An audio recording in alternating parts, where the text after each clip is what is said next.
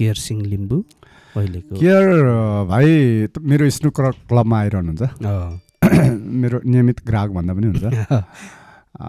मिठो स्वरका धनी परिश्रम गर्ने त्यहाँ बसेर उनले कम्पोजिसन मात्र गरेर हुन्छ मेरो स्नुकर क्लबमा लगभग उनले 25-30 वटा त कम्पोज गरिसक्यो होला त्यसरी बस्छ त्यहाँ सुमन भाइ उनीहरू निरज भाइहरू अनि ओइ देऊ न केटा मलाई पनि गीत भन्छु दाजु यो त केन्द्र मोसनलाई बेचिसकेको भन्छ अनि फेरि अर्कोले गीत सुनाउँछ नि त उनीहरू ट्युन गर्दै बस्छ म पनि कहिले कहिले ओहो यो ट्युन त राम्रो छ मलाई देऊ न भने दाइ केन्द्र मोसनले लगिसक्यो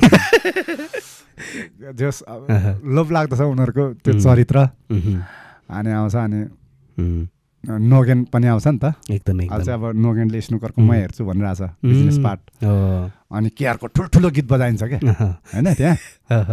मार लाग्यो नोगेनले साथी यो नोगेन त अनि नोगेनको नि यो आधा त अनि कहाँ केआरको बजाएको भन्छ राम्रो छ ओके